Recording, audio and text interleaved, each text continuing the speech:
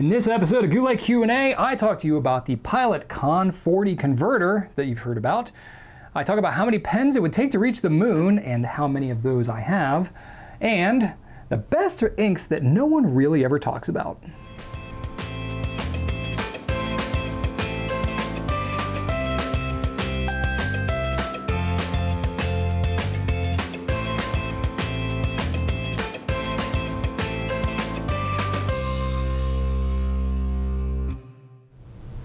Hey, Brian Goulet here of gouletpens.com, if you didn't know that already.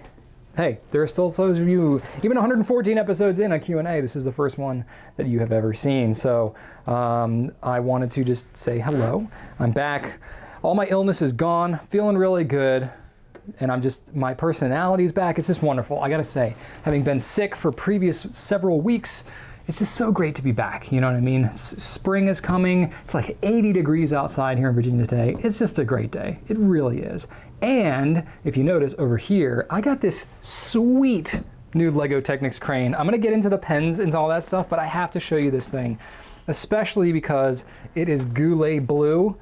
First off, just look at how awesome this thing is, right? I'm a big fan of Lego Technics, particularly. My son is a huge Lego fan. He's 6, and we just have a blast building these together. Clearly, this is a daddy toy, not a Joseph toy. But anyway, it's motorized. It does all kinds of amazing things. You know, it like drops up and down. You can make it like spin, and you can raise the arm up. And it just does all kinds of cool things. I'm such a utilitarian person.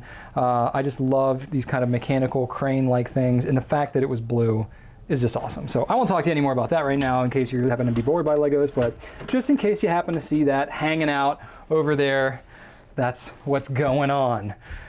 So let's get into kind of what's been happening for the last several weeks. First off, I want to celebrate a little bit because we have had kind of a record here, over 8 million views on our videos on YouTube. It's pretty incredible. We're pushing 36,000 subscribers now, which just blows my mind. I'm extremely honored, extremely humbled that you all are still finding value from me flapping my jaws here week after week. It's just really cool. So I want to celebrate that a little bit. Showed you my crane, that was kind of cool. Also, I want to talk a little bit, I get asked a lot about pen shows. If we're going to be going to pen shows, historically we have not gone to a lot except for DC.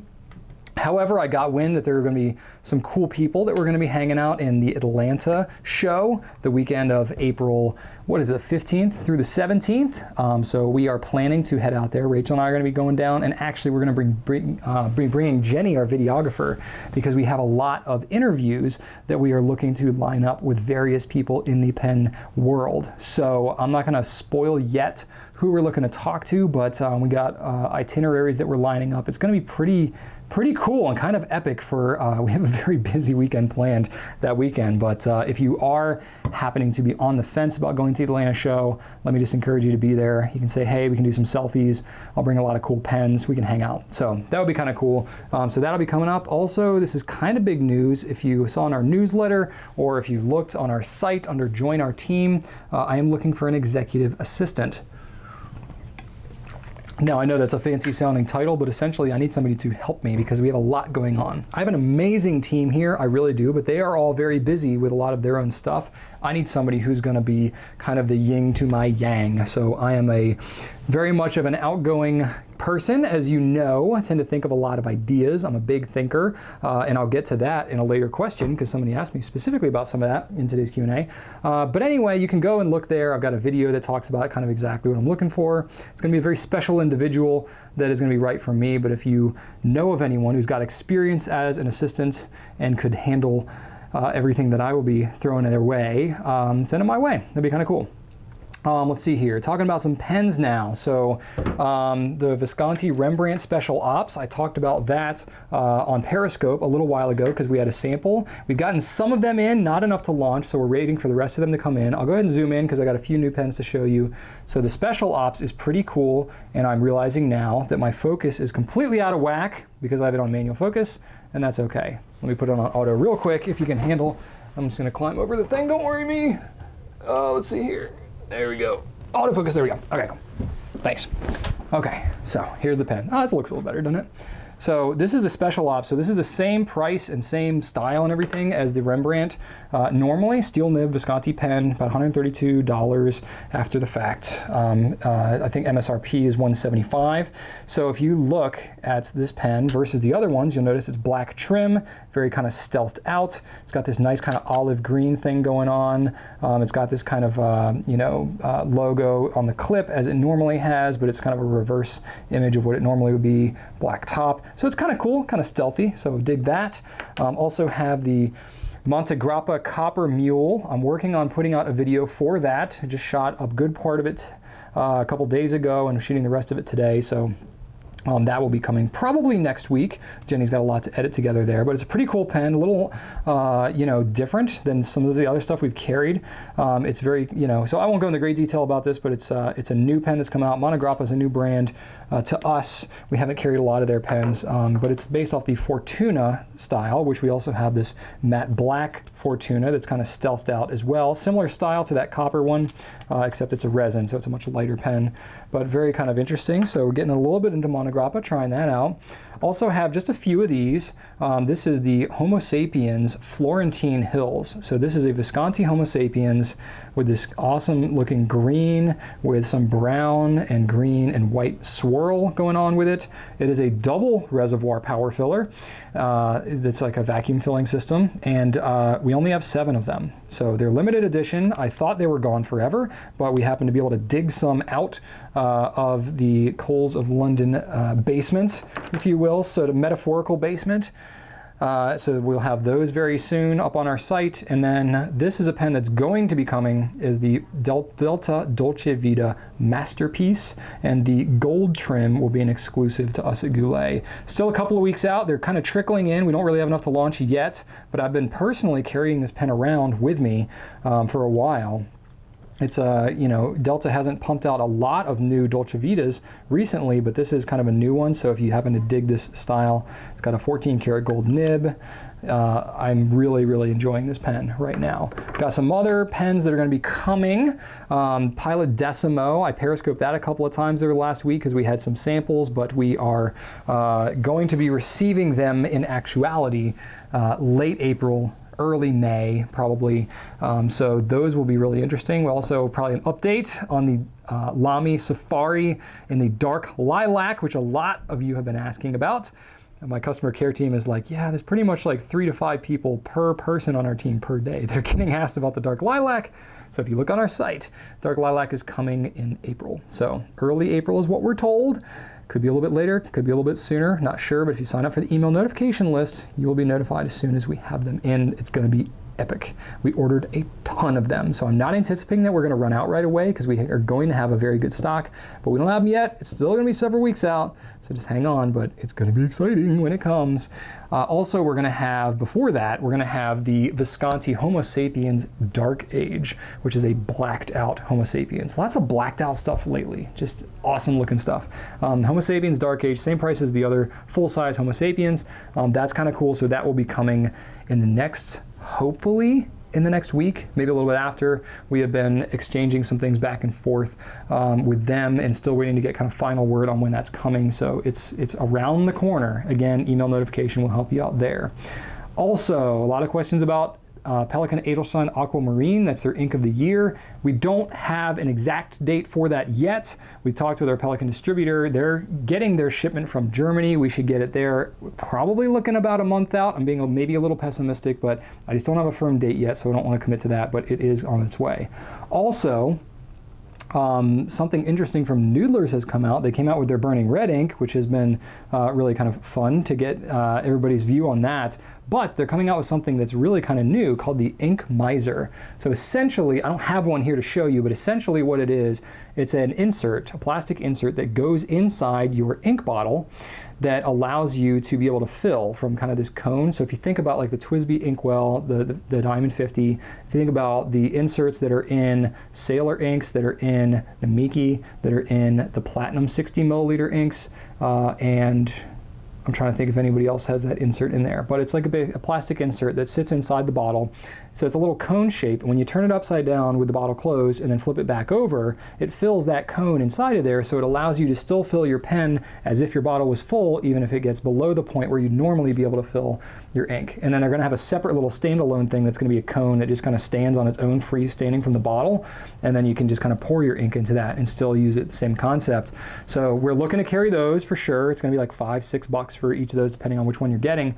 But I'll probably end up putting a video on that, maybe something quick just to show you how it works, but it'll be pretty straightforward. So we're looking for those. Also, Edison Nouveau Premier, we'll be coming out with our spring edition here in the next several weeks. It's a highly anticipated one. A lot of people are speculating as to what color it could be, so you will get to find out soon enough if you are right or not. And then getting some questions about the restocking of the Delta Matte Black Unicas. So we had 200 numbered of them and they blew.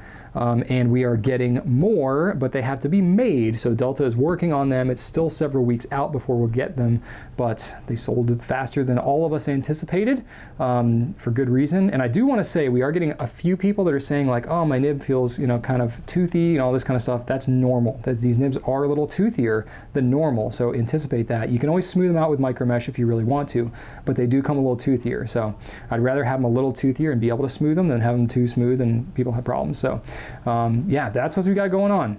Lots happening in the Goulet world, let me tell you. And there's lots more too that's planned that I can't even share with you yet, but 2016 is going to be epic. All right, so let's get into the questions for this week. First, I have some pen and writing questions, and this first one is going to blow the doors off because I'm getting a lot of questions about this. This is from Pens and Tea on Twitter, asking, what are your thoughts on the newly designed Pilot Con-40?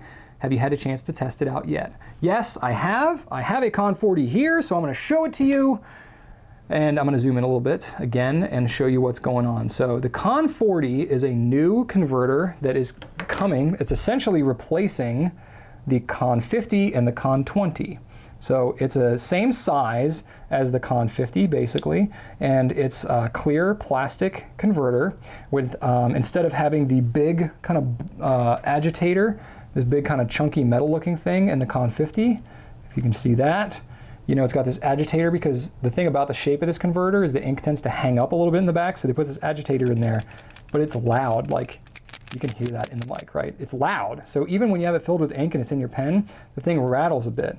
Well, to help with that, they still have an agitator in here, but it's these small ball bearings that are kind of caught by this little thing at the end. So I find that it flows very consistently, because you got the agitator in there, but it's quieter. It's not silent because it's still something rattling around in there, but it's a lot quieter, that noise instead of that. So it's noticeably quieter. Ink capacity is just about the same. If you're looking at the two, it's about the same size. However, the advantage that you have with the Con-40 is that if you look at the Con-50, it has this little step right here. So it gets just a little wider, and then it gets a little narrower again up here in the metal shroud. This one is much straighter, so if you think about pens like the Pilot E95S or older vanishing points, maybe some older Namiki pens that are slimmer that can't fit the Con-50 converter, that have to use a Con-20, which I'm realizing now I should grab. Here we go. Oh, do I even have? I do have a Con-20. Okay, so this is the Con-20. It's similar in size, but it's a bladder converter instead, and you just squeeze it. So, but this one is more of a straight shaft going on here too. So a lot of the older pens, you have to use a Con-20, and you can't use a clear converter because of that step that it has there. Well, the new Con-40 is slimmer, like the Con-20, so it'll fit in those pens that normally require a Con-20. So that's kind of handy, but I'm not sure about the converter that's coming in the Metropolitan, and this is kind of up in the air still. I think this one may still be included, but I'm not 100% sure. Still waiting on word for that. So basically, Pilot is now making these, and they are not, from what I understand, not making the Con-20s and Con-50s anymore. However, there are still a lot of them out there. I feel weird just like with you looking at my mouth. They're still making, they're not making those anymore, they're making these, but there's still such a good stock of the other ones. It's probably going to be later in 2016 before we're actually going to see a transition. So I don't have like an exact like turnover date, but however, these are now going to be a thing. So they're here, get used to it.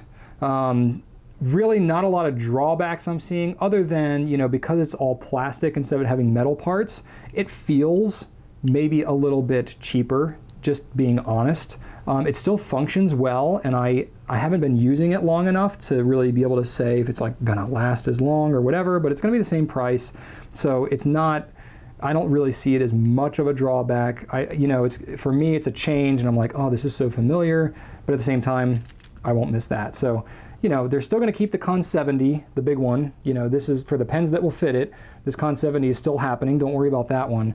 But these two little guys are gonna be replaced by the Con-40. So hopefully now you're a little clearer on what's going on there. But yeah, that's what's up with the Con-40. Next question. Let me zoom out and get my framing right here. Okay, there we go. Cool. All right, next question. This is from Amy P on Facebook. Says, just getting into the whole fountain pen thing, and I would like to use different ink more often. What's the best way to switch inks? Only put in a little when you fill it. Can you put unused ink back into the bottle or sample vials? Are there any small capacity pens? The capacity doesn't necessarily matter quite as much, honestly, because if you're just testing it, you can always fill less of the pen. So you don't really need a small capacity pen. However, what I will say, my favorite ones to use are cartridge converter pens because they're usually easier to clean than, say, a vacuum or a piston or a lever fill, something like that. Even easier than a cartridge. So there's a couple different options you can go. If you're just testing inks, you can go with like a dip pen or a glass pen. Those aren't going to necessarily be the best representation of how a fountain pen would truly write. You know, you could use a Q-tip swab, things like that. If you're just trying to get a simple idea of the color, you can use those things. Personally, I like using an actual pen best because I feel like that really helps out the most. I'm realizing I forgot to grab my pen, but typically I like to use a Lamy Safari or All-Star. And the reason that I like this particular pen for doing ink testing, and this is actually what we use as a standard for all of our ink reviews that we do. So our media team has got several of these.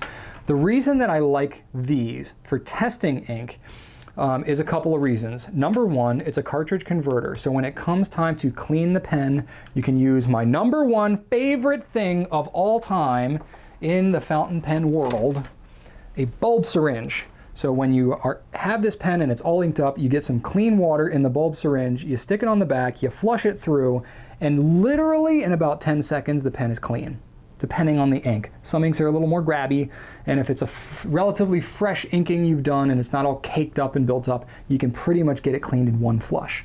And then you just take a little bit of a paper towel and you touch it to the nib and you look at it, and if it's clear coming through, you're done. It's that simple. So it's really easy to clean it out. You're still getting to use a full-on genuine fountain pen for your ink testing, but it's still super easy to clean. So those are pretty much essential tools. Another nice thing about the Lamys is that you can swap the nibs out. So if you are testing it, what we like to do is we like to use a medium nib when we're actually doing our ink reviews because it gets a pretty good representation of the finer and fatter aspects of the nib, but you can swap these off with the pen still inked up if you got some skills. You can take the nib off, you know, you can sometimes use your bare fingers if you got some nibs that are not caked on there like I just did, or you can use a little bit of tape. And you can just take the piece of tape and use that to grab the nib and help to pull it off. So that makes it easy too. You may not get as good of a grab with the tape if the pen's all inked up, but you know, it takes a little bit of trying, but once you get the hang of it, it's pretty easy to do. If you're doing something like if you're a member of Ink Drop and you're getting 5 samples a month and you're trying to just blow through them, this is a great way to do that. And you can get an extra fine nib, you can get a 1.5 nib, a broad nib, whatever you want. To get the best representation or the range of how the ink is going to perform, you can do that without having to ink up a whole new pen. So that's why we love the Lamy so much around here. And the other neat trick that I like to do, this one takes a little bit of skill, and I find it's easier to do with an All-Star as opposed to a Safari. Reason being, the Safari has an opaque grip section. The All-Star has a translucent one. So when I'm going to fill, I'm using a converter. And if you have some skill in dexterity, you can actually fill with the converter and you can see the ink draw up into the feed, and then you can stop it before the ink actually gets up into the converter, which is pretty cool because that means you don't have to clean out the converter if you're just going to be doing like a page of writing. So if you're just trying to blow through some samples and get an idea of how something is going to write, it's an easy way to do that without having to then also clean the converter. So you can really get skilled at this and go through some testing. Now, obviously, you know, it's part of the experience, getting to write and all that, and I get it if you're not trying to rush through as quick as possible. I'm just trying to give you some shortcuts after having done this many times. So again, the nice thing about a Lamy, specifically the All-Star, you can ink it up without getting the converter dirty, you can change out your nibs without having to clean the pen, and you can use a bulb syringe to flush it out when you're done, and you can move on to your next ink. It's a great way, the best method that I have honed and toned over the years of using a pen. Now, obviously, this pen is not going to represent all of the ones that you want to do. So if you have a pen that's a piston fill or something like that, this one is a cartridge converter as well, but let's say, okay, for example, you have a Homo Sapiens, right? So if you have this one, and it's got especially if it has a feed that has a lot of fins in it, you can just do a dip test. I would try to leave it in there and get all the fins saturated, and you can write, you know, a decent amount just by getting the fins saturated. So depending on the pen, like a Lamy doesn't do that quite as well because it doesn't have fins on here. It's just got kind of this flat swoop. And you know, pens like the Vanishing Point and the Lamys and stuff like that, the dip test won't work quite as well. But for ones that have more of the fin thing going on, you can usually dip and get a pretty decent volume of ink to write, you know, probably a half page to a page if you're just trying to get an idea. And then when you go to clean it out, you may be able to just kind of swirl it and get it, but even still, it's best to kind of swirl, get it out the most you can. You may need to pump it a few times. That's why these aren't quite as good if you're trying to do a lot of testing, but if you really want to know how this ink performs in this exact pen, a dip test can be enough to at least give you a pretty solid idea. And I think I covered everything that I was going to say on that one. Yep, dip test, I spilled a little ink on the table. Okay, cool. I think that about does it. Question number 3. This one, forgive me if I botch your name. Agnieszka P on Facebook. Hopefully I did not butcher that too bad. Asks, after falling in love with the Pilot Metropolitan, the purple retro pop, compared to my first purchase of a Lamy Safari with extra fine nib, what would be the next step forward in the fine or extra fine range? The Vanishing Point, the customs, where do I go next? Okay, so I'm assuming from your question you want to stick with the fines and extra fines. That's totally cool. Metropolitan honestly is a sweet pen. I wouldn't rush too much to get outside of that, unless there's other functional or aesthetic aspects of pens that you find appealing elsewhere. Excuse me. So, still getting over a little bit of thing. When I talk a lot and get really worked up in Q&A, it tends to make me cough a little bit.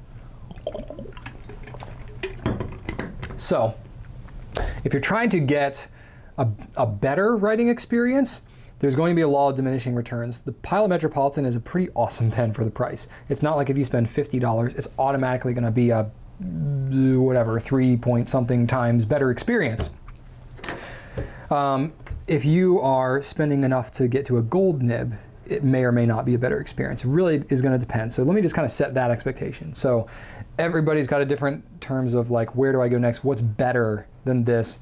It's subjective, but one thing you could go is go with the Pilot Prera. If you really like the way the Metropolitan writes, you just want a different looking pen, the same nib basically is on the Prera, so you can get that same kind of writing experience that you might like, but you can get it on a demonstrator pen that has a different look to it, maybe some different aspects of it. It's a lighter pen than the Metropolitan, the grip is different and stuff like that.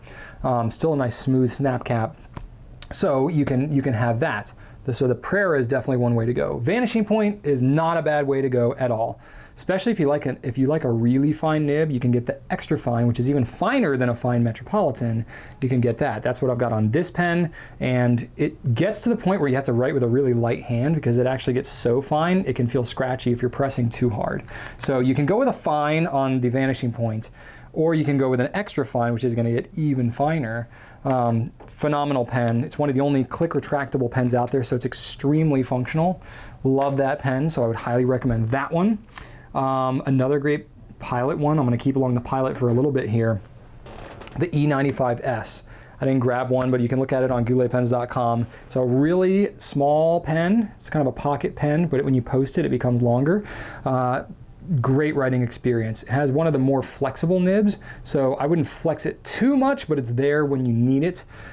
need being a very subjective term in this case, but in the same price range as the Vanishing Point, it is a gold nib, and it's got this smooth capping action on it. It's not a click necessarily, it just kind of slides right into place.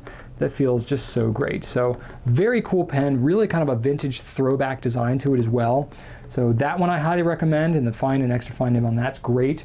Pilot Custom 74 is another phenomenal option. It's one of my favorite pens of all time. I have a blue medium nib that I love, but the fine nib on it is also phenomenal. So check that one out. Pilot Stargazer as well. I'll throw that right in there because it's got a similar nib to some of these others.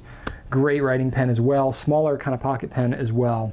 So that one you can check out. If you want to go a little bit less expensive than all of these Pilot pens I've just mentioned here, with the exception of the Prayer, which is a steel nib, all these other ones are great like entry-level gold nib range in like the $140 to $160 range.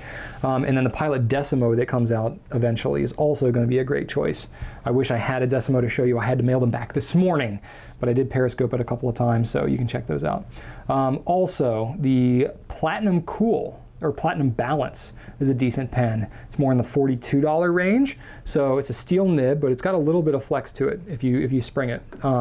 Not spring it, hopefully, but if you press, it'll get a little bit. Lighter pen, very durable, and I like the way that it's, you know, kind of the cools are clear, so it's kind of a cool demo thing. The balance is opaque, so depending on your styling. So those are really good recommendations. Faber-Castell also. Granted, usually when I'm thinking finer nib pens, the Japanese usually got a lock on those, but this Faber-Castell is a German brand, but their extra fine nib is actually one of the finer nibs out there. Even though it's a German brand, the extra fine nibs are pretty great. You can check out in the Nib Nook on gouletpens.com and see writing samples of all these pens I'm talking about, but go check out the Faber-Castell, either the Loom or the Basic, the Ambition, really any of those, but the Loom is, you know, more on the cheap end. So you can check out those same nibs in all those. The Emotion as well is another kind of cool, stealthy looking one. So all these use the same stainless steel nib, but the extra fine is quite fine and pretty smooth.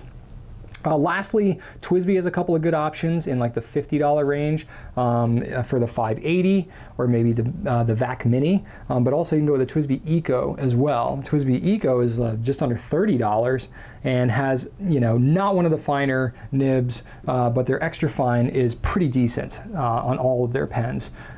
So again, they use German nibs, even though they're they're a Taiwanese brand, so they are an Asian company, but they have German nibs on them, so they'll be a little bit broader than all these other pens that I'm kind of talking about here. But any of these are really good recommendations, so I try to give you a pretty decent range here for scaling up. All right, let's get into some ink questions. This is from Kathleen C on YouTube.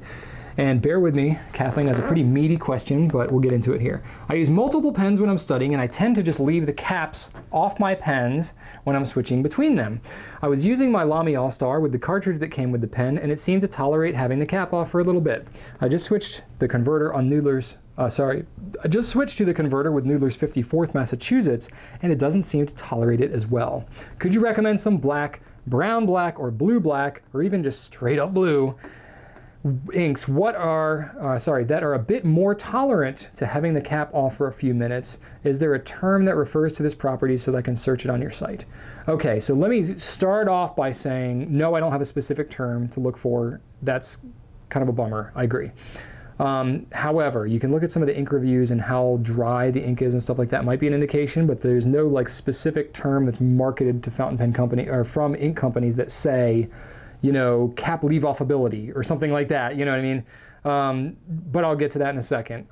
You say that you were using a cartridge and then you're using a converter. So for those who aren't as familiar, there's really not, generally speaking, a difference between whether you're using a cartridge or a converter in terms of how quickly it's going to dry on the nib. So if you're talking about you're using a pen normally with a ballpoint or a roller ball, you don't think anything about taking off the cap and writing with the pen and then not recapping it for a very long time, because there's a ball on the end of both of those that kind of acts as a sealed barrier. You don't have that with a fountain pen. Fountain pen is a liquid ink. It's a water-based ink that is going to evaporate as it's left exposed to the elements. So if you're not recapping the ink, sometimes within a minute or so, it's going to start to dry out. Now, certain pens will handle this better than others, but a big factor is the ink that you're using. You mentioned using Noodler's 54th versus Lamy Blue, which is what comes in your cartridge to your Lamy pen.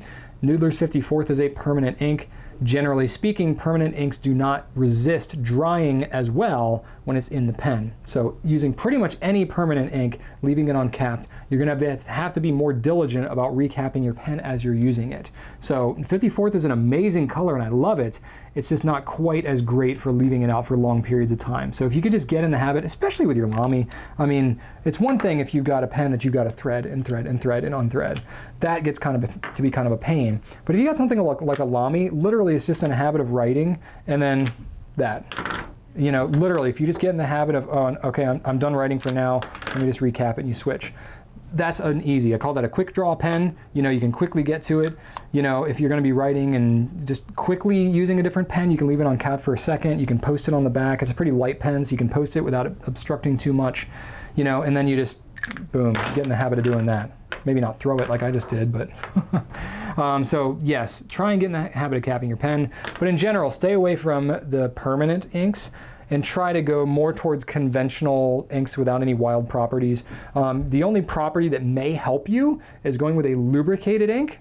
So an ink like the Noodler's Eel series, Monteverde inks are pretty great at this, and other ones like, generally speaking, Pilot Orochizuku inks, which may be a little rich for your blood if you're still in school, those inks are known for being a little wetter and flowing better. Aurora Black, Aurora Blue, again, the Monteverde ones. J.R. Bond is usually pretty good too because it's a little more of a watery ink, with the exception of the 1670 inks, which have kind of a shimmery pigment in them. I would not leave those uncapped for a long time because those will dry out faster than their conventional inks. But any of the normal J.R. Bond 30 mil inks will be better for that than some other inks. But generally, if you're just going with kind of a conventional ink, you'll have to do a little bit of trial and error, but those will usually do better for you than your 54th is doing. Cool? And then the pen makes a difference too, but I'm not gonna make you go shopping for new pens just for that. One of the best pens I've found for leaving, I'll just kind of tack this onto the end there, one of the best pens I've found for leaving it uncapped for a long period of time is the Lamy 2000. Because it's a hooded nib, which means that it has, the vanishing point is also pretty decent too. Generally, the smaller the nib and the smaller the amount that's exposed to the air, the longer it's going to last when you have it like that. But again, the Lamy 2000 is a quick draw cap. Pilot vanishing point, also quick draw, so it's also easy to cap them as well. All right, next question. This is a pretty interesting one from Bruce Sinn-Brown on YouTube. Bruce asks, we always hear about the most popular and favorite inks, but what are some of the not well-known or understated inks, in your opinion? And then second follow-up question, also, what are the top 5 least popular inks from your store?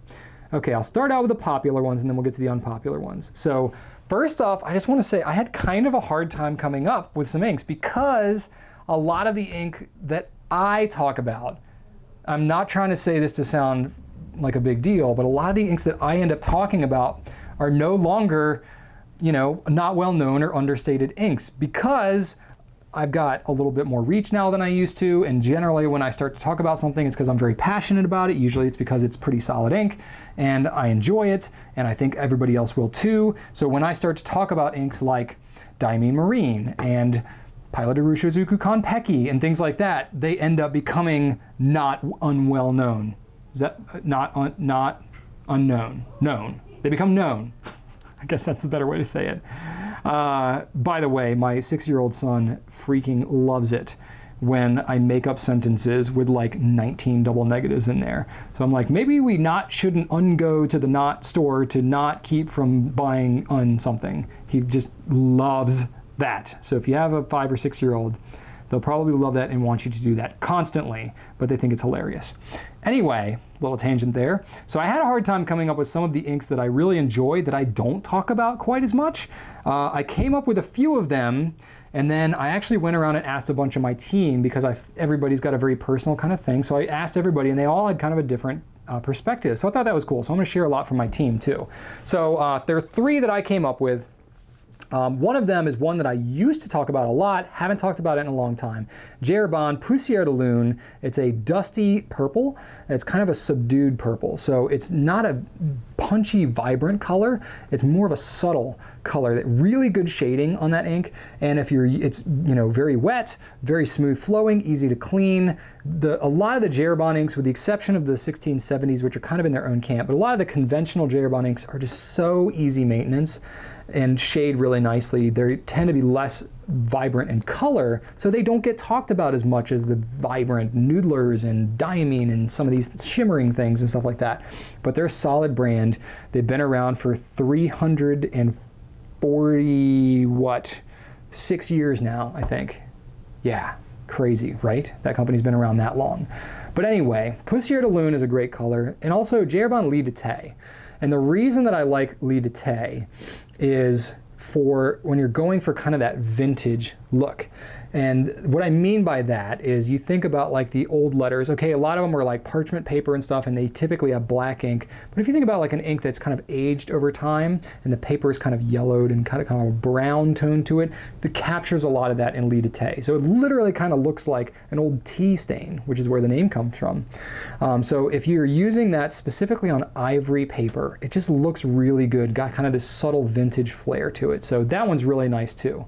And just these two in general, when you're going with colors that are less vibrant, it's got what I call a really nice read back. So what that means is if you're just writing a quick signature and it's punchy and it's all, you're signing your name on a piece of paper that is all black ink, and you write it and it's got a punchy purple or something like that, it's really cool. But when you're writing a full page in a journal or something like that and it's all punchy bright color and it's on white paper especially, it can be kind of loud in your eyes, if that makes sense. I don't know what that means, but still, it can be like, can kind of hurt your eyes almost a little bit. But if you go with a subtler tone, it's not as flashy, but the read back is really nice. It's just easier on the eyes, it's more calming. So these inks, like Poussière de Lune, Lis d'été, have a better what I call read back. The other one, which I have talked about a little bit, but I'll throw it in there, is Lamy Turquoise. I think it's the best Lamy ink, except for perhaps the dark lilac ink that I am expecting to come with the release of the pen, maybe shortly after. I have high hopes for that ink, but I have not seen it yet. But all of their regular offering, Lamy Turquoise is my favorite of the Lamy inks. Really nice shading, smooth flowing. I just really like that ink a lot. It's a nice bluish turquoise. Diamine Marine is my favorite in terms of a green turquoise, but the Lamy Turquoise is a nice blue turquoise. Some of the other team members that I asked, Jenny, our videographer here, is a big fan of Noodler's Squeetigue, so kind of a nice greenish blue color, very cool. Drew said that he loves Noodler's Nightshade. Nightshade is this nice dark kind of purple color, really cool. Diatramentis Jane Austen is Jessica's favorite from our customer care team. It's a green. Diatramentis Sapphire Blue from Kelsey. She's on customer care as well, enjoys that blue. Noodler's Kiowa Pecan was fervently Ross's favorite. I mean, I'm not joking. He was like hard pressing me on that ink, just continually brought that up as one of his favorites. A partially bulletproof Noodler's Brown. Rower and Klingner Verdigris is Zippy's favorite. She actually had chosen a different ink, and then as soon as Rower and Klingner was mentioned, she was like, oh, Verdigris, that's my favorite. Forget that other one I said. And I literally did. I forgot the other one she said, so that's what I put. Diatramentis Aubergine was Susan's favorite. Actually, she said Alexander Hamilton, but the aubergine is the same color. So either one of those you could go with. Anna from customer care said Pilot Iroshizuku Murasaki Shikibu, a nice subtle purple color. And then Madigan from our media team said Monteverde Green, or actually she said all the Monteverdes, but I kind of pinned her down to say one of her favorites. The green was the first she'd use, and she's just a big fan of the Monteverdes. So lots of inks there, but not a lot of these. Some of these inks get talked about a little bit, but these were like all of their favorites that, and again, I stuck a lot with like customer care and media. A lot of our team has other favorites too, but those are the ones who are like interacting a lot with you all, so they would know kind of what's less popular. So that's why I went with those. Second part of your question here, Bruce, was what are the top 5 least popular inks from our store? So I didn't literally go and pull all the exact numbers and stuff like that. Part of the reason I didn't do that is because we have recently been getting smarter about our inventory. We used to be pretty fervent about we're going to carry every ink possible always and forever. We're getting a little bit more away from that because I'm not joking. We had some inks, and we have 35 people in our company now. And so, you know, we sell a fair amount of ink to support all our team. But if we literally had ink colors where we sold 2 bottles in a year, clearly we're not serving people very well by carrying that ink. It's just more if you have to sift through, more inventory to manage. You know, not that many people want it or care about it. It just clutters up the site. So we have been clearing out some of the worst sellers. So you're asking me this is a very point in time question. So I'm gonna go less of, you know, these exact SKUs, so to speak, from a, you know, inventory standpoint, and just go with like in generalities, okay? So, because usually the way it works is, you know, with 540 ink colors, or it changes a lot, but whatever range that we have right now, we usually end up having kind of a bottom chunk, and it's like, you may have a bottle here and there that's more or less, but there's kind of like categories of inks that don't do as well. In general, I would say there are a few brands that just aren't that popular. Stipula is not very popular, except for moss green actually does pretty okay because it's a more unique color, but the rest of them don't really do great. Pelican, like brilliant red, brilliant brown, don't really do that phenomenal. Platinum red, just the normal platinum red is a very like, just in general, reds that are very like pink in color don't do great. You know, they're not red, but they're not pink, and there's a lot of those out there. They don't tend to typically do that great. A lot of the highlighter inks don't do phenomenal. They do well enough and they're interesting, so we carry them, but they don't fly off the shelf, with the exception of like maybe just a couple. Delta ink has been pretty expensive, and like Delta Yellow typically was like our go-to. Like, I don't know that we ever sold a bottle of that ink, honestly, until we cleared it out. So that we've basically dropped the whole brand. And then just most yellow inks in general, like the bright yellow inks, don't really do great. Jeroboam Bouton d'Or and like those types of bright yellows, because you can't really see them when they're on the paper, don't do that great. So there you go. That gives you at least enough to kind of grab onto. Got a couple of questions here, a business and a couple of personal ones. So business question, this is again from Agnieszka. Forgive me if I botched your name again, but I had another really good question here. I'm curious to know if all your staff are fountain pen addicts, or do you convert them? So I'm assuming what you mean by that is, are they already into fountain pens before we hire them, or do we kind of, you know, bring them into the fold, so to speak? So I will say in general that we pretty much have everybody here that knows nothing about fountain pens when we hire them. It's not that that's necessarily what we seek, because we publicize and put all that stuff, and you know, we need people here locally, so it's got to be people in our area. So that's kind of a big factor. But just in general, if you think about the whole population of, you know, let's use the world, but specifically the United States, not a lot of people are that aware of fountain pens. In the grand scheme of things, you know, at most it might be 0.5% or 1% of the writing population that uses or has used a fountain pen. That's a total number I'm just pulling out of thin air. But in all the years that I've been deeply involved in fountain pens, in my dealings with people outside of this building and outside of our online community, when I walk and tell somebody I'm in fountain pens, usually the reaction is, oh, isn't that the thing with the feather on it?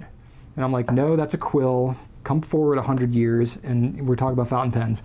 You know what I mean? Like, this is not that much of an awareness about it. So it's just purely just statistically, most of the people that we're going to find are just not going to be into fountain pens already. But that's okay, because honestly, we have such an immersive culture here, and we have such a history of bringing people into the fountain pen community, just the way that we operate.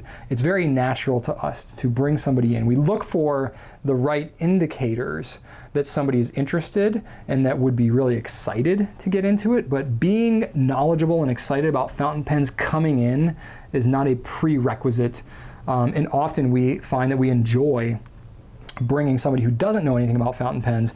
They get thrown completely in the deep end when they're here, and then they have very much of a conversion type experience, and a lot of that enthusiasm carries across. and for a long time, because it's very much just like, woo, you know, I'm now in this community, and then they get to interact with you guys, and it like blows their mind because we've got a great culture here. We've got an awesome community. You all are all just, seriously, we hire a lot of people with other customer service experience and things like that have worked a lot of other retail and worked about a lot of other offices, and they're just like, man, like the Goulet customers are just unbelievable. Like, I'm not joking, when they interact with you guys and they're genuinely enthusiastic and excited, it's because they really are, because you guys are such an awesome community. So brag on you a little bit, but there really is kind of that feeling of conversion being here. So obviously there's varying degrees that everybody kind of falls deep into it. Those who are on like our media team and customer care usually fall a lot deeper into it, usually because they're handling it a lot, they're getting a lot of questions, they're interacting with you. It's very easy to fall in love with you all and with the products when they're getting to handle all the new and exciting stuff. You know, but even like our inventory and fulfillment team, you know, even they get into it as well. So it's really kind of cool to see. And we encourage that, obviously, because we feel like that just makes everybody's experience better when our team is really into the pens. Excuse me. But so we encourage that. When new people come on board here, we give them pens. We basically give free ink samples to whoever, you know, wants them. When new stuff comes out, you know, if we have bottom shelf things, we, you know, have employee discounts and all this kind of stuff. Sometimes we'll just hand out stuff randomly, you know, for like anniversaries and stuff like that. We'll give out pens. You know, it's pretty easy to really be in love with them if you're here, because there's just so much conversation and excitement that goes around our products that, you know, usually you're just, you know, falling in love with pens by association. All right, a couple of personal questions to take us home here. The first one is from Motorator1 on Twitter. Said, if you put all the pens that you own end to end, would they reach the moon? And I think this is a little bit of a tongue-in-cheek, joking kind of question, because no, they definitely will not. And you know, obviously that would take a lot of pens. But the reason I wanted to take this question is because I haven't just done straight up math in a long time. And this is very easy math. And so I hope all of you can pick this apart and tell me anywhere I'm wrong. But I wanted to do some math, so that's what I decided to do. So no, they definitely will not reach the moon. So I looked up the distance to the moon. It's approximately 238,900 miles away, which is 1,261,392,000 feet. And the average pen that I have would say 5.5 inches long, right? That's a Lamy 2000 or about a vanishing point. So if you take 5.5 inches long, I own roughly 400 pens. I could be more exact, but that doesn't really matter because it's such a small number in the grand scheme of things. I own 400 pens. So if you're 5.5 inches long, that's about 183 feet high out of the 1.2 billion feet that it would take to reach the moon. So that is 0.000000145% of the distance to the moon. Not very far. So then I wanted to figure out how many pens would it take to reach the moon, right? So again, assuming 5.5 inches long, it would take 2,752,128,000 pens. So I ran a little more math. I've collected 400 pens in about 6.5 years, which is about 61.5 pens per year. Don't ask me which pens were the half. Clearly I didn't like those ones as much. So at this rate, it will take me 44,750,049 years until I have enough pens to reach the moon. It's a lot of pens. So anyway, kind of a silly question, but I just felt like running some math on it. Be kind of interesting. And that's just a lot of pens in general. I think I read somewhere on I started looking at how many fountain pens are there sold each year. I don't really have any solid data on that, but the most recent anywhere near credible thing that I read was from 1999, saying that it was about 20 million fountain pens a year worldwide that are sold. So even then, all the pens in the world, probably all the fountain pens in history, would not even reach the moon. Kind of sad, but maybe that's a good goal. Let's reach the moon with our pens. Anywho, I think you can get there with ballpoint pens though. Significantly more of those are sold. Anyway, last question for this week is a personal one. This is from Jennifer Dubay on YouTube. And Jennifer asks, what are your top 5 strengths from the Strengths Finder? And I think you probably alluded to this one because I talked about in last week's Q&A about all the various books that I have on my shelf, which I went into pretty good depth, which there were several. I went home and there were like a dozen solid books, like David Allen Getting Things Done, Making It All Work.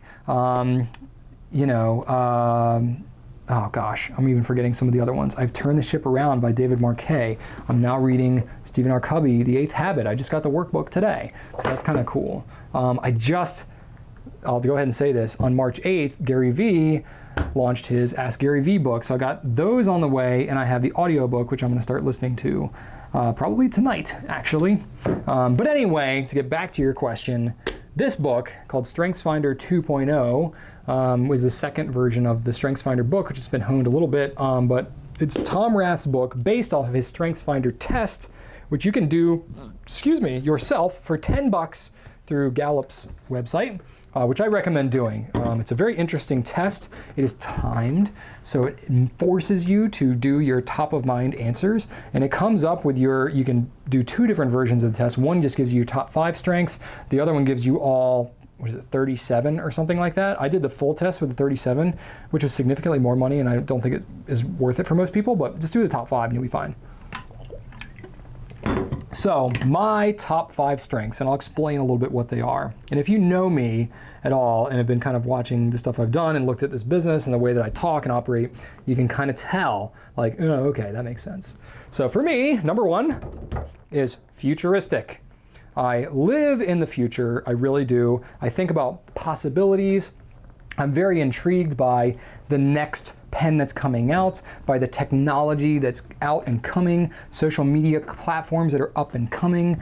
I tend to live ahead a little bit as opposed to being, I do have an interest in history and some of the things, but honestly, even the way my brain works, I tend to think of history from a futuristic standpoint, if you can grasp that concept. So even when I go back and I look at history, I am viewing history as thinking about the future and what came out of that history from what was happening at that time. So if I'm thinking about the Revolutionary War or the Industrial Revolution, I'm thinking about things not in context of those events that were occurring and trying to dig and pull those apart, but I'm thinking about it in terms of, whoa, okay, what were the things that then turned into and morphed into the things that have happened in the future? And then I think about, oh, okay, what's some of the same things that are happening now and where could that lead? That's always where my brain goes, futuristic. So I'm thinking about building this company, what's coming next, what products are going to be coming out, how do we structure our company for growth? I'm very growth minded. So futuristic is my number 1. My second one is command. I step up and I take charge, especially when the poo-poo hits the fan. I don't know, I have a stomach for stress. I have a stomach for challenges. Literally, I was going through college, right? And when I was applying for college, I applied early decision to Virginia Tech. I wanted to go into the military. That was my plan. I ended up not actually going into the military because I met Rachel very young, and just where we were in our life, I didn't want to fight overseas and have Rachel at home. Mad respect for everybody who does that. I have a lot of friends in the military who have done that and just, they sacrifice so much, it's unbelievable. I just knew that that was not my path. Clearly, I was meant to be doing what I'm doing here, and I'm very happy with my choices, but still, that was my original plan. I was in junior ROTC in high school, which was harder than just being a normal student. Had to wear a uniform to class, and not only that, but it was a new program that we had at our school. I'd never been in ROTC before, or junior ROTC, and I immediately came in and I was the executive officer, the number 2 position. Now, granted, it was a newer program, I was a senior, so some of those things were easier, but I wanted to be president of the FCA, I was dance captain in show choir, I was first chair on contrabass clarinet in the band. I have always been willing to just take command.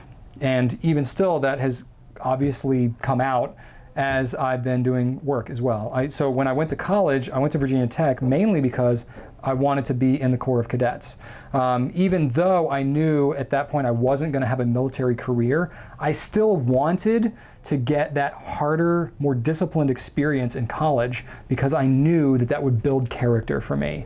And I'm not joking, I had to wake up at 5:30 and run 6 miles and then go to morning formation and have the uniforms and the pressed uniforms and the clean room, and we had 4 hours of mandatory studying every night. We were not allowed to listen to music. I'm not joking, it was hard.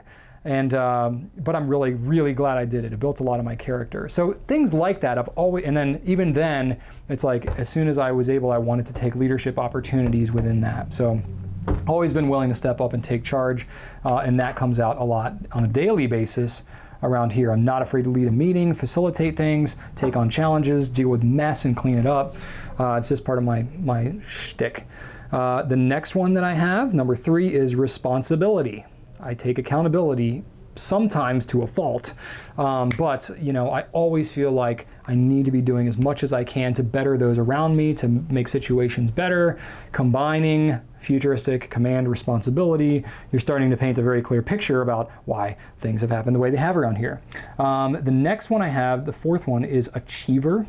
So I want to get a lot of things done. I'm a very hard worker. Literally, I'm not joking. I'll tell you what my day was like yesterday. And I don't say any of this because I'm trying to brag or it's an expectation for anybody else. This is just an example of what I enjoy doing and how I live my life. So yesterday, like, wake up. The night before, I'd exercised and ridden my bike at like 10 o'clock at night. So I didn't get up, and I was intending to get up and ride in the morning, but I just exercised that night, so I didn't do that. And then I stayed up and I made my salads for the week, which took like an hour, so I went to bed at like midnight. Woke up 6:30, starting getting the kids ready, shower, you know, all that good stuff. And then get to work, put in a solid day at work. Just hustling all day long, meetings, you name it. It's making some kind of interesting decisions. We got a lot happening around here, things like structural things and stuff that I don't even go into detail in these videos, but just general running of business things that I'm doing that are just like really good. And I finished the day and I'm like, man, got a lot going on. This is great. And then we finished that, had dinner with my family, my parents. My mom took my kids back home. Rachel and I went to choir rehearsal now that we don't have strep and pneumonia. So we went to choir rehearsal. We're Catholic and Holy Week is coming up, which is a big deal. I'm not joking. There's like 60 different songs we're going to be singing over a 3-day period at church. It's a lot to learn, especially coming off our sickness. So it was like a 2-hour rehearsal. We're standing up the whole time. And then I get home and I'm like, oh, what do I have to do tonight? I'm like, oh yeah, Q&A. I'm shooting Q&A on Wednesdays now instead of Thursdays. So we have more time for editing. I'm like, I need to prep Q&A now on Tuesday nights. So I'm like, all right. So I start hitting the Q&A and I get like 2/3 of the way through, and I'm not joking, I just conked out. I think I leaned back a little bit with the laptop up on my lap, and I just, at like 10:45. And I normally will go until, hard until 11:30 or 12 o'clock. It's just I kick it up. I'm a night owl. My brain kicks in late in the night, and this just happens. It's rare that I'll fall asleep, early. But I almost never fall asleep on the couch. But I did it last night while prepping this very Q&A. So I had to kind of like make time throughout the day to prep it so that I could be ready for it. And it's okay, I did, because I shoot it on Wednesday at the end of the day now. But man, I was going hard. So anyway, the reason I say all that in this context is because one of the traits of an achiever is you have a higher threshold for hard work and fast pace than most other people. You're just very driven to accomplish things. So that is my number 4.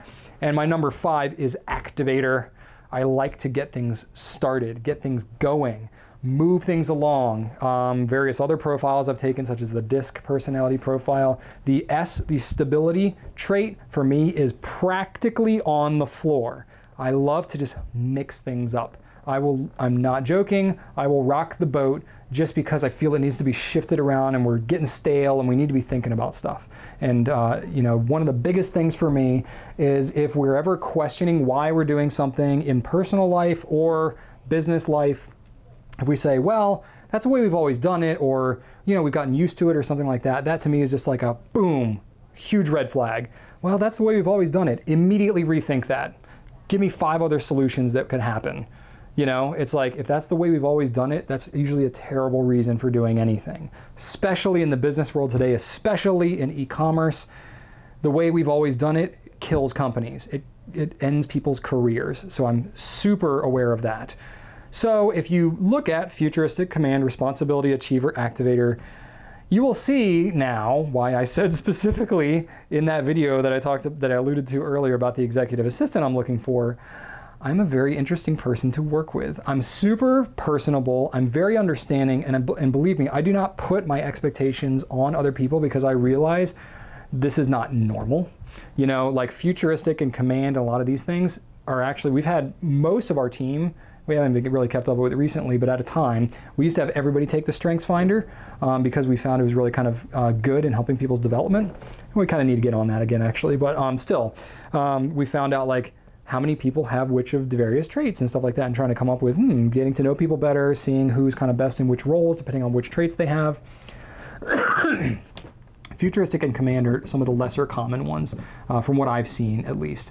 And then like activator and stuff like that. It's very easy to see those who have those traits and kind of what their tendencies are. Rachel has a lot of these same traits as well. She's got a different kind of order in some of hers. And you know, we both did the full profile thing, and we found that basically our top like 8 or 9 are all the same for each other. So Rachel and I are like, we are like a fit like this, but we still have a very specific high energy, high driven, hard working aspect to it.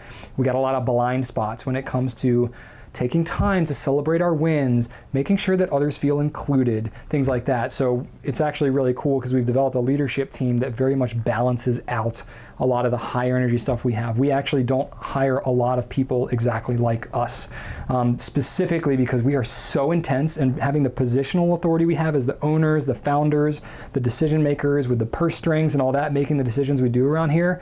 If we had a lot of people who are a lot like us, we would probably butt heads a lot with them. But we have such a strong, sense of empathy and care for everybody that we have on our team. It's important to us that we round out our weaknesses. So that's why we try to mix that up. And we do personality tests and profiles and things like that, specifically because we don't want to just ignorantly, bring in yes people and people who are just going to agree with the way we want to do things. We want people who are going to be like, look, you guys are getting really excited about these things, but we already have a lot on our plate. Our team is overworked or whatever. We'll be like, okay. All right, fine, we'll wait. It's just that, but you can probably tell even from the outside that energy very much drives a lot of the way things happen around here. So a little bit of insight there into the mind of Brian and Rachel Goulet, specifically me, but very kind of interesting thing. So I have no affiliation really with Gallup or Tom Rath or his book or anything like that. And even his book, you don't really need to read this book. It just kind of summarizes and maybe gives context around, it's 34 themes of talent. Okay, 34 strengths, not 37, like I said earlier. I just flipped to that page, I said 34. This book really just kind of summarizes a lot what comes up in the test. So literally if you take $10, go take that test. I think it's worth it if you're interested in kind of that self-awareness kind of thing and learning a little bit about how they define these strengths. So there we go. That's it for this week.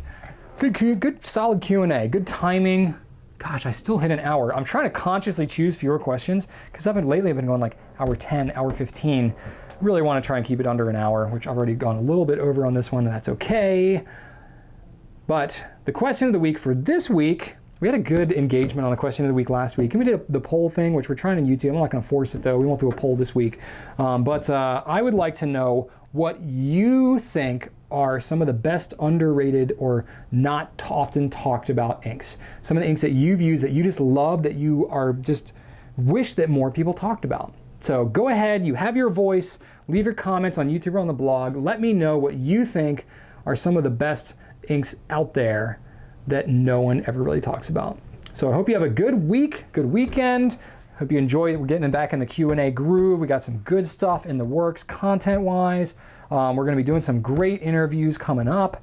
If you like the Goulet guest thing that we've done with Kara Benz and Liz Steele, we're going to have more of that. That's going to be coming out, especially like a burst of it after we get to Atlanta, because we're going to be interviewing several people. It should be a lot of fun. I hope you all are enjoying. Hopefully winter is ending for you, and the bout of illnesses that I see many of you in the comments are saying that you share alongside me. Hopefully that is going to be ending for you, and you get to get outside, get a little vitamin D in your blood, and enjoy some of that. So thank you very much. This has been a lot of fun, and right on.